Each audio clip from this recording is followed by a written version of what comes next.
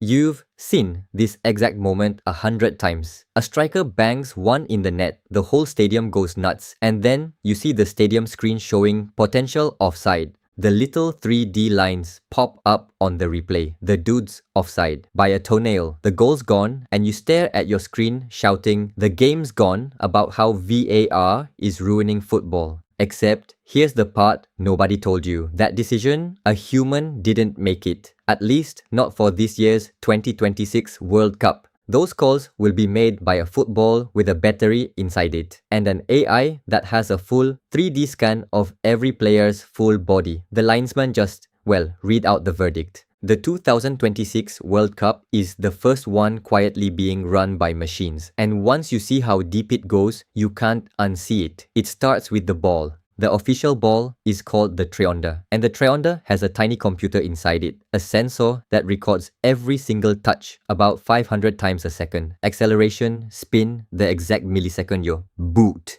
hits it. Which means, for the first time in World Cup history, the ball has to be charged.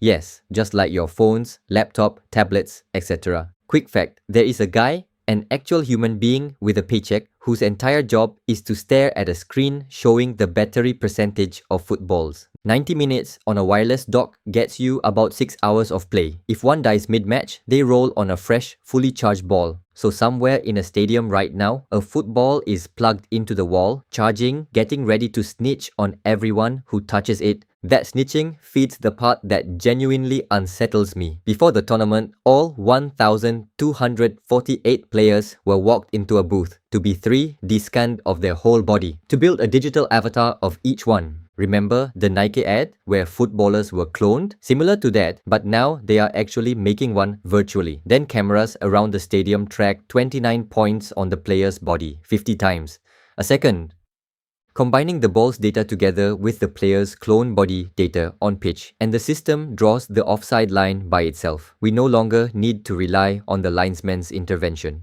And the 2026 upgrade is the wild bit. The old system, used in Qatar's 2022 World Cup, only flagged you if you were more than 50 centimeters offside. The new one catches you at 10. 5 times sharper. The verdict used to go to a VAR room first. Now it goes straight into the assistant referee's earpiece. An AI literally whispers the call into the official's ear in real time. He raises his flag because an AI voice in his head told him to. Now, FIFA has a very calming word for all this. Semi-automated, as in, relax, a human still makes the final call. And while that's technically true, the machine is only trusted to measure where the players are, not to judge messy stuff like whether they were actually interfering with play. But this quote-unquote semi-automated is doing a lot of heavy lifting, because when the machine's homework goes missing, things get strange fast. During the Switzerland vs Qatar match, a huge penalty hinged on an offside check, and the 3D graphic that's supposed to prove it didn't appear.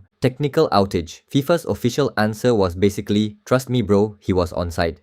The receipt of evidence, that's gone. And every time a human is left in charge of a judgment call, it's still chaos. Mbappe got denied a stonewall penalty against Senegal. Messi planted his studs into an Algerian defender, yet somehow managed to stay on the pitch, resulting in Algeria filing a formal complaint. The most expensive technology in sports history is on that field, and we're still screaming about all the bits it was politely designed not to touch. Okay, let's go deeper. Pause.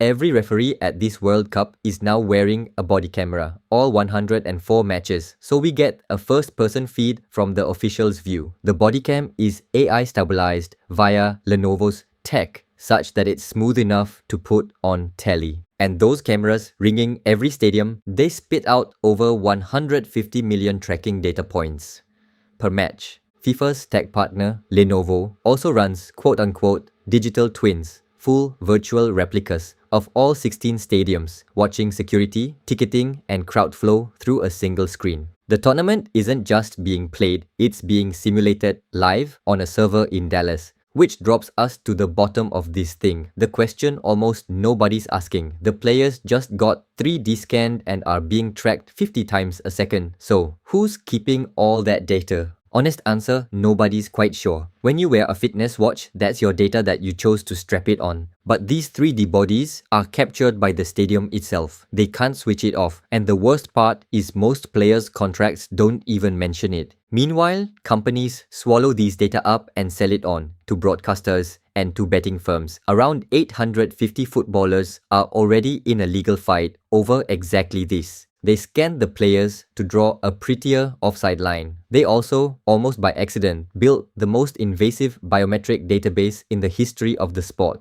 And here's the kicker. FIFA didn't just hand this to the refs. They gave all 48 teams their own AI assistant, trained on over 2,000 football metrics that rebuilds entire matches in 3D, so coaches can interrogate them like a crime scene. The whole sport now runs on machines talking to machines. And FIFA's already said the next step is quote-unquote Agentic AI, systems that don't wait for instructions. Instead, they just act on their own, which is totally a normal sentence to read for something about a football tournament. No sarcasm on my end at all. So we've gone from the ball needs charging to AI agents quietly running the world's biggest stage. And if the machines are already making the calls, the real question is, what do these AIs start saying to each other when nobody's listening? Keep on the lookout for my next vid, as this is exactly what I'm digging into next. But I want to hear from you first. If a machine made the call and the replay that's supposed to prove it can just vanish, do you actually still trust what you're watching, or are we all just yelling at a referee who's only following orders? Be sure to drop your answers in the comments down below. I read every single one of them.